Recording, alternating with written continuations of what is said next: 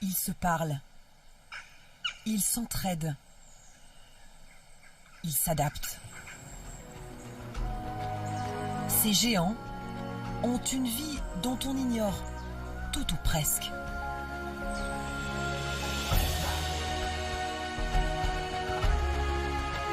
Une vie dans les cimes ou sous nos pieds.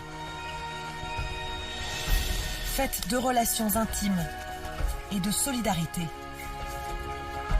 Et même d'intelligence. Nous allons vous raconter leur monde secret.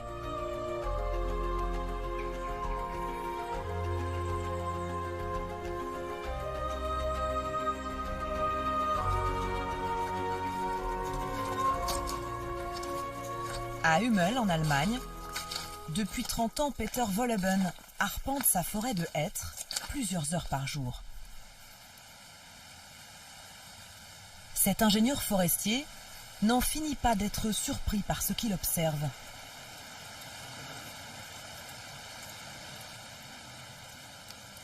Et d'abord, les liens entre les arbres, qu'il compare désormais à des personnes.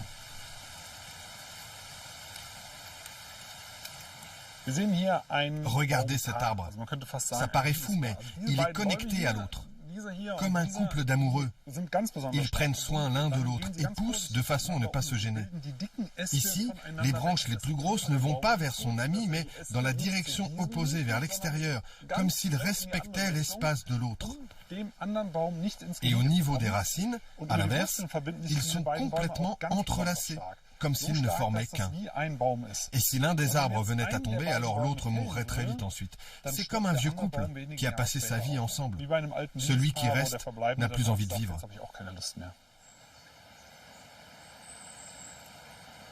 Peter Wolleben n'a pas toujours eu cette tendresse pour les arbres.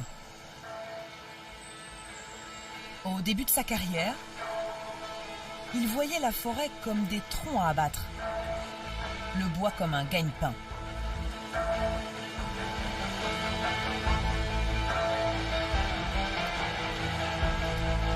Et c'est en croisant des randonneurs que sa vie va changer.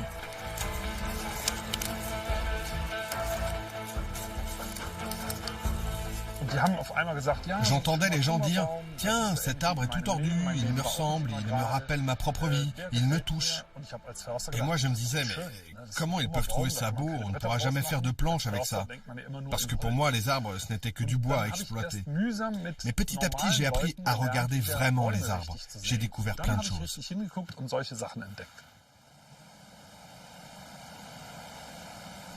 Les 1200 hectares de forêt dont il a la charge deviennent alors pour lui un fabuleux terrain d'exploration. Peter Wolleben comprend que les arbres forment un ensemble vivant, une petite société avec ses couples, ses amis et ses familles.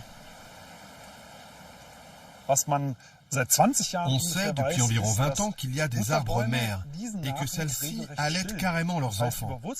À travers les racines, ces mères donnent du sucre à leurs petits. Et en plus, de nouvelles recherches réalisées par l'Université de Vancouver au Canada ont révélé que ces mères ne nourrissent pas n'importe quels arbres, seulement leurs propres nourrissons. Elles les reconnaissent grâce à leurs racines. Car au bout, il y a des terminaisons nerveuses qui permettent aux arbres de bien différencier leurs voisins et de se dire « ça c'est un étranger, ça c'est de ma famille, ça c'est un de mes enfants ». Et ce n'est pas tout. Les arbres communiquent entre eux sur de plus longues distances, grâce à un vaste réseau. La preuve, il suffit de soulever quelques feuilles mortes.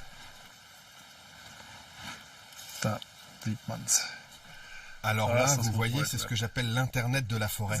Regardez ces filaments blancs, ce sont des champignons. Il y en a partout dans la forêt. C'est ça qui relie les arbres entre eux, et à travers ce réseau, ils échangent des informations qui leur permettent par exemple de se préparer en cas d'attaque. Un réseau qui pour lui prouve à nouveau l'intelligence de ces arbres, capables de suivre une stratégie. lorsqu'un animal commence à manger des feuilles, l'arbre attaqué envoie immédiatement un signal, une impulsion électrique qui se répand à la vitesse d'1 centimètre par minute. Grâce aux racines et à ce réseau de champignons, le message se diffuse aux arbres alentours. Lorsqu'ils reçoivent cette alerte, ils comprennent le danger et fabriquent des anticorps. Un tanin amer qui rend leurs propres feuilles immangeables.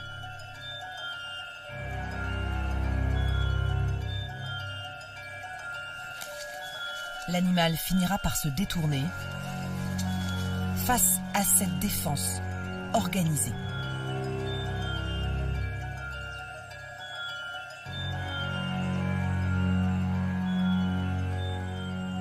Et à part ces messages d'alerte, est-ce que les arbres échangent d'autres informations grâce à ce réseau? Ça, on ne le sait pas encore précisément, mais on a commencé à décoder un certain nombre de messages qu'ils échangent entre eux. Pour l'instant, nous ne travaillons que sur ce qu'ils se disent quand ils sont stressés. Moi, ce qui m'intéresserait surtout, c'est de savoir ce qu'ils peuvent bien se raconter quand ils se sentent bien. Moi, je rêve d'avoir un dictionnaire complet.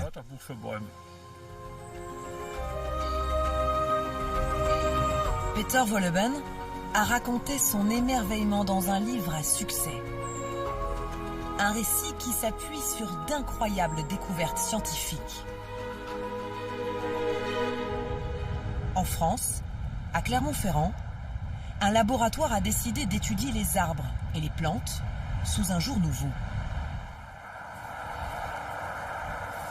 Bruno Moulia et son équipe veulent démontrer que les arbres sont dotés d'une sensibilité méconnue, qu'ils ont des sens, comme les hommes, à commencer par le toucher. Donc voilà, j'ai la plante là, impeccable.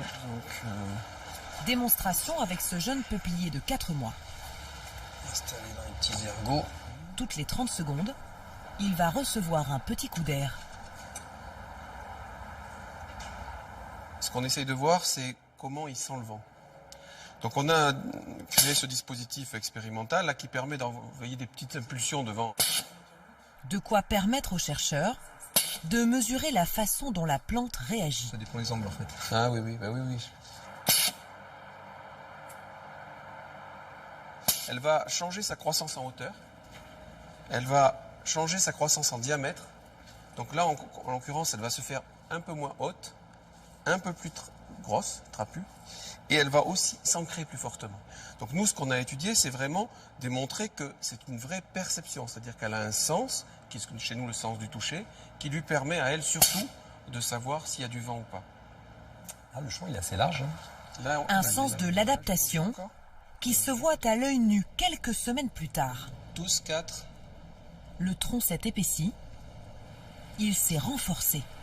13, 2. L'arbre est désormais mieux armé que son clone, resté, lui, à l'abri du vent. Si on imagine qu'il y a un petit coup de vent, les deux là, c'est un peu comme un coup de vent. Si je les lâche, vous allez voir que celle-ci va beaucoup plus vite que celle-ci. Celle-ci est plus lente. Et en fait, elle s'arrête beaucoup plus vite. Et ça, c'est la résultante de toute cette croissance différente entre celles qui ont senti le vent et celles qui ne l'ont pas senti. Et ça a des conséquences à l'extérieur, hein, c'est-à-dire que du coup, celle-ci sera beaucoup plus résistante au vent que celle-ci. Si je les sors, celle-ci, probablement, elle va être cassée assez vite. Conclusion, l'arbre perçoit, analyse, calcule et s'adapte. Bon, alors ici, en fait, ce qu'on fait, c'est des nouvelles pistes de recherche qu'on a. Dans cette pièce, les scientifiques mesurent cette fois l'activité électrique de la plante, son influx nerveux. Une électrode sur une tige, une autre dans le sol, pour comprendre comment les informations circulent. Comme un être humain, la plante passe un électroencéphalogramme. On peut peut-être essayer de fléchir cette feuille là. Ah oui, voilà. Ouais. Donc, La plante réagit instantanément. on voit ici qu'elle a perçu un signal qui veut dire qu'elle a senti la flexion et qu'elle a envoyé un message dans l'ensemble de la plante, dans tous ses organes. C'est comme nous quand on se cogne, quand on tape ici sur notre main, eh bien, il y a un message qui monte au cerveau et qui nous fait percevoir la sensation. Ça veut dire que si la plante est morte, il se passe quoi sur votre ordi? Ah, ben ça va faire un signal plat, comme l'électroencéphalogramme plat. De ce point de vue-là, ce sera pareil. Elle sera morte, donc elle n'aura plus d'activité électrique. Chez le Mimosa pudica, les impulsions électriques donnent des réactions spectaculaires.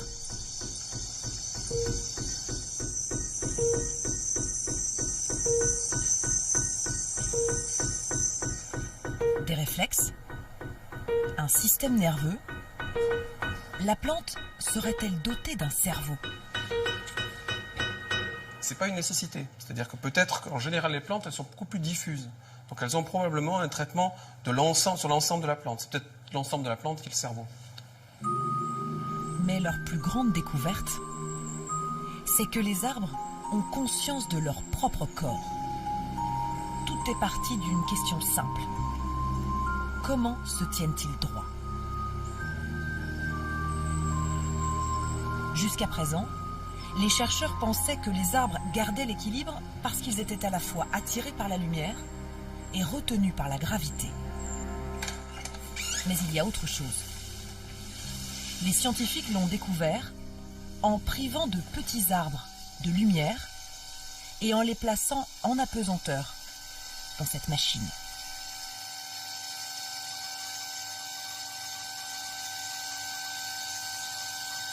Ici, c'est des jeunes arbres qu'on fait tourner sur eux-mêmes autour de l'horizontale doucement. Et alors, ce qu'on fait en faisant ça, c'est qu'on leur fait perdre le sens de où est le haut et le bas. Ils ne peuvent plus sentir la gravité terrestre. Et malgré tout, les arbres continuent de pousser droit. C'est surprenant en fait, parce que ça veut dire que quand elles n'ont aucun élément d'orientation, pas de lumière, pas de perception de la gravité, elles sont capables maintenant de percevoir leur propre corps et de s'aligner sur lui, de rester droite. Et donc ça, nous a permis de faire la découverte d'un nouveau sens, un sens qu'on a chez les hommes, qu'on appelle la proprioception, le sens de la forme du corps propre. Un arbre, ça pousse d'un côté, une branche est poussée de l'autre, ils ont des fruits, comment ils font? Eh bien en fait, ils sont sans arrêt en train de rectifier, de percevoir et de se maintenir droit. Et donc tout ce mouvement qu'on a tout le temps, qu'on fait nous aussi, quand je me tiens devant vous ainsi, je passe mon temps à rectifier ma position, en fait, inconsciemment. Ben, les arbres font de même. Adaptation qui apparaît sur ces images. 10 heures de croissance en accéléré. L'arbre réajuste sa position pour rester droit en même temps qu'il pousse.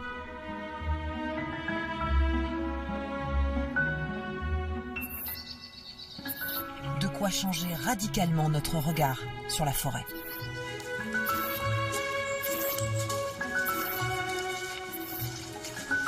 Bruno Mouliat et Catherine Laine ont mené ces recherches ensemble. Aujourd'hui encore, leur découverte les fascine. On a deux là qui sont bien inclinés dans la pente et qui ont déjà un certain âge. Ah oui, ouais. Je le trouve très beau parce qu'on a presque l'impression qu'ils rampent, puis tout d'un coup ils se redressent. Ah oui, c'est stabilisé en voilà. touchant le sol en fait. Il était vraiment très incliné. Ouais, ce sont des êtres en mouvement, mais des mouvements tellement lents qu'on ne les perçoit pas. Ouais. Moi c'est ça qui me fascine, parce que maintenant quand je regarde un arbre, j'ai le sentiment qu'il bouge. Ouais, voilà. Alors que mon œil ne le voit pas, mon échelle de temps ne me permet pas d'avoir accès à ce mouvement. Mais quand je vois les courbures de ces arbres, je constate qu'ils se sont courbés, qu'ils se sont redressés, donc je constate le résultat de ce mouvement. Cela peut paraître étrange, mais si ces arbres bougent, c'est grâce à une forme de muscle.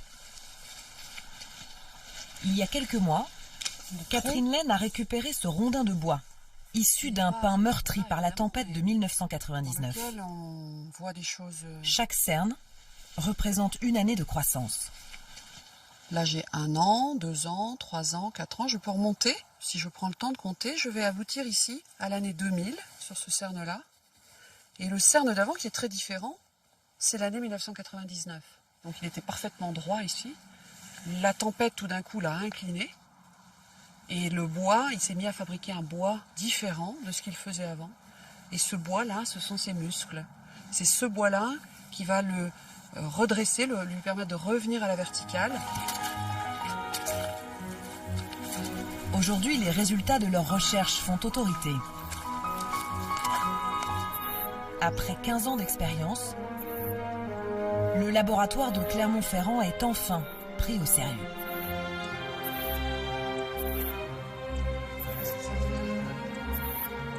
Au début, on nous prenait un peu pour des huluberlus, des doudingues.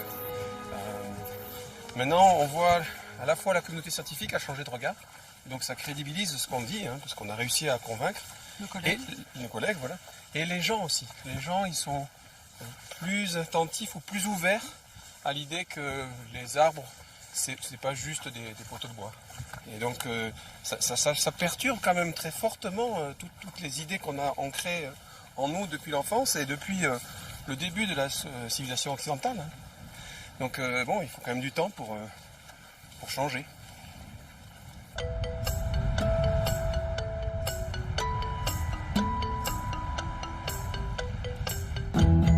C'est un nouveau monde que la science nous révèle. À Paris, les arbres font désormais l'objet d'une attention particulière. Au service des espaces verts, il existe un drôle de métier, docteur des arbres. Depuis 7 ans, Béatrice Rizzo, ingénieure agronome, parcourt la capitale au chevet des centenaires malades ou fragiles. Ce matin-là, elle a été appelée au sujet d'un marronnier. Salut Alain. Salut. Salut. L'arbre semble en bonne santé, Bon. mais l'une des branches a cassé. Alors dis-moi, il avait cassé où? Je vois pas. Il a perdu le charpentier de l'autre côté. Ouais, que je regarde la profondeur du truc. Ici, il y avait une branche énorme, 1,35 m de circonférence, juste au-dessus d'une aire de jeu. Par chance, elle est tombée sur la grille, de l'autre côté. Ça, c'est les dégâts de la chute. Ah ouais. Ah ouais. Ah ouais. Et personne sur le trottoir, là. L'examen commence. Si l'arbre est en réalité malade et dangereux, il sera abattu. Les cernes, ils sont plus serrés au-dessus qu'en dessous. Donc, les cernes, en haut, elles sont super fines. En haut, elles sont fines et là, elles sont plus grosses. Mais voilà, mais ça, c'est pas normal. Il y a quelques années, cette branche plus grosse que les autres avait paru menaçante. Les services de la ville, comme souvent à l'époque, l'avaient attachée avec des câbles. Erreur. Ils n'imaginaient pas que l'arbre était assez intelligent pour la soutenir tout seul. C'est l'intervention des hommes qui le rend fragile. Si on avait confiance en son côté vivant, à se consolider lui-même, à ressentir lui-même ses contraintes et à compenser, il y aurait peut-être moins de soucis. Je crois que c'est son petit malheur, c'est qu'il a été retenu, puis on l'a relâché, et bien ça tient pas. Ça a cassé. Vas-y, envoie. Reste appuyé. Avec cette sonde, elle vérifie que l'arbre n'est pas moisi de l'intérieur. T'as pas vu d'anomalie? La sonde le confirme. À la fin, Malgré ses 120 ans, le marronnier est en pleine santé. plus la courbe est haute et plus le bois est dur. Donc là, on a une dureté absolument normale. En ville, les arbres sont mis à rude épreuve. Parasites, pollution, béton. Pour survivre, là aussi, ils font preuve d'une capacité d'adaptation hors norme.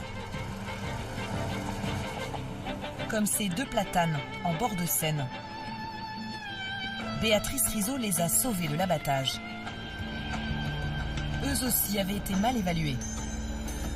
Des poutres métalliques avaient été installées comme des béquilles parce que les arbres penchaient. Alors celui-là est le deuxième sujet conservé. Alors effectivement, il est massif, il est grand, hein, c'est un arbre ancien. C'est pour ça que je tenais absolument aussi à le garder parce que à Paris, on les compte, nos arbres anciens. Il a quel âge à préserver, il est pas loin de 150 ans. Non seulement bon, il est heureux parce qu'il est libéré de sa poutre et qu'il est appliqué, qu'il est blessé au niveau du tronc, mais en plus de ça, je pense qu'il est en train de secourir un qui a dû être abattu ici et dont il reste la souche. Comme en forêt, les arbres ici sont solidaires. Ils se nourrissent les uns les autres. Certainement que les racines sont alimentées par le sujet voisin vivant. Donc il y a tout à imaginer que ce grand arbre-là, est en train de nourrir et de réveiller la souche. Et en nourrissant ces magnifiques rejets ici, qui sont pleins d'avenir, et bien qu'est-ce qu'on va faire? On va en sélectionner un qui va prendre le relais de la souche qui est morte. Cette résurrection, c'est le miracle des racines. Dans les profondeurs de la ville, elles vont chercher la moindre goutte d'eau, le long des conduites d'évacuation, parfois même à l'intérieur, ou carrément en ceinturant la moindre tuyauterie. Prendre soin des arbres, les respecter, les comprendre. En Occident, c'est une révolution. Au Japon, c'est une évidence. Pays des mégapoles, mais aussi de l'arbre sacré. Bouddhistes, shintoïstes, animistes, tous considèrent l'arbre comme doté d'incroyables pouvoirs.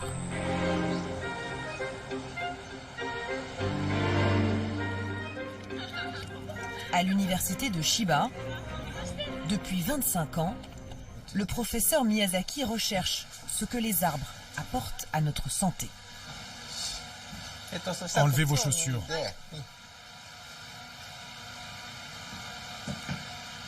Aujourd'hui, comment les nerfs et le cerveau réagissent face à de simples évocations de la forêt.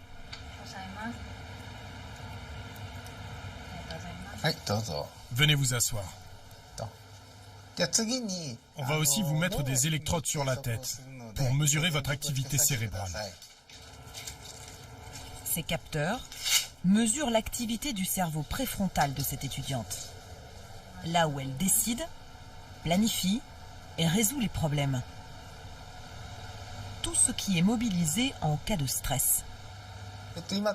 Je vais vous montrer une image de la forêt. Restez bien assise, détendez-vous, c'est important. Pendant 1 minute 30, elle est plongée dans le noir, face à une image de forêt.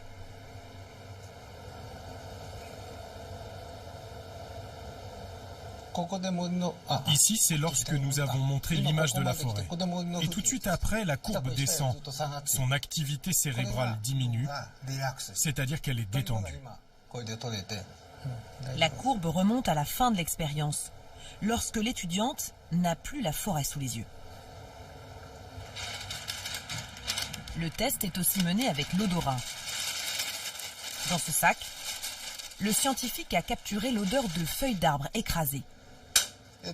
Alors voilà, on va envoyer l'air avec cette pompe, 3 litres par minute. L'odeur va sortir par là. On va fixer le diffuseur sur elle et elle va respirer ce mélange. Avec cette odeur, même chute d'activité cérébrale.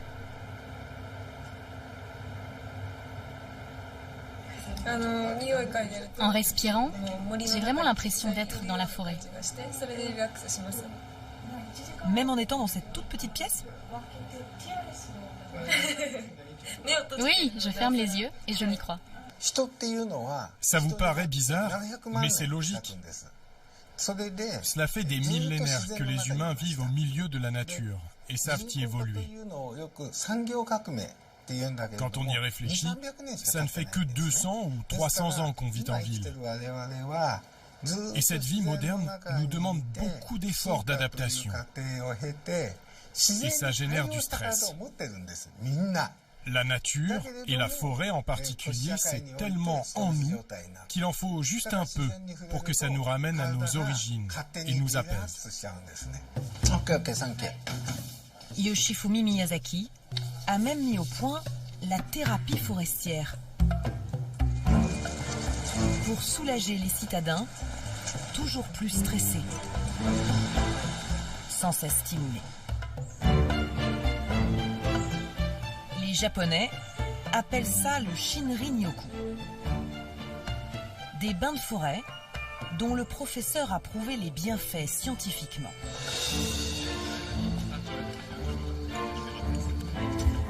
Non loin de Tokyo, ces randonneurs, pour à peine 10 €, vont marcher 3 heures, accompagnés de guides formés à la thérapie forestière.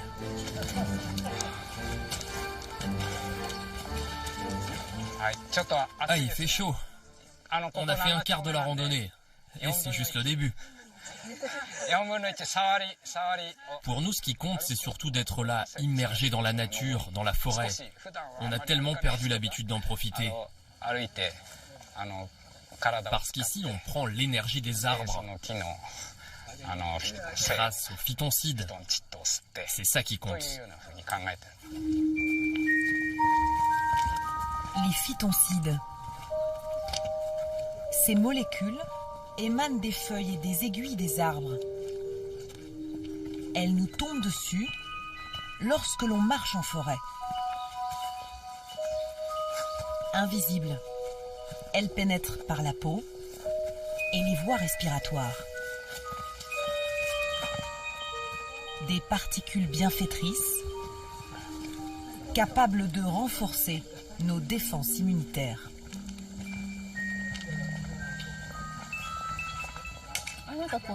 Oui, je suis fatiguée, mais je me sens bien. Et c'est grâce à la forêt? Le vert de la nature et la pureté de l'air, ça fait du bien. Mettez vos mains sur votre nombril et respirez avec votre ventre.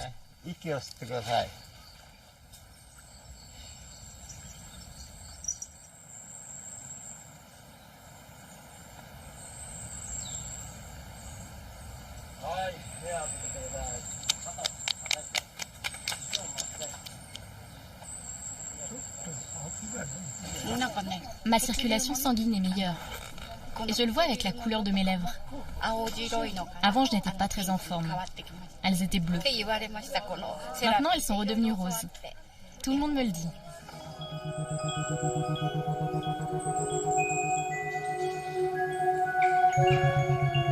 En fin de parcours, au sommet de la montagne, il reste un dernier rituel à observer, à côté du temple.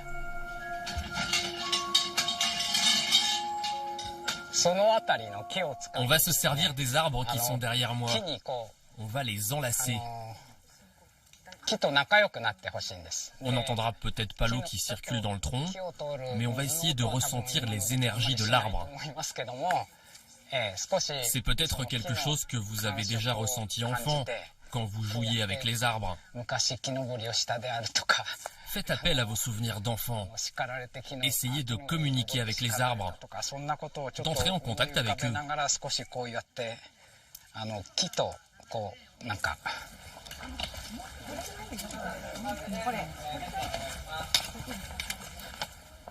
Un contact comme pour se nourrir de leur sagesse et de leur surprenante sensibilité.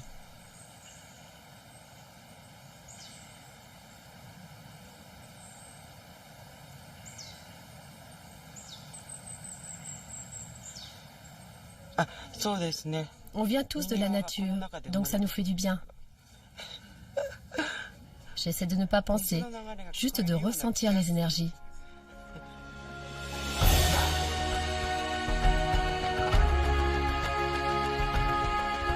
Les scientifiques qui ont découvert ce monde secret en sont convaincus. Au Japon, en Allemagne, en France ou ailleurs, les arbres ont encore beaucoup de choses à nous dire. À nous de savoir enfin les écouter.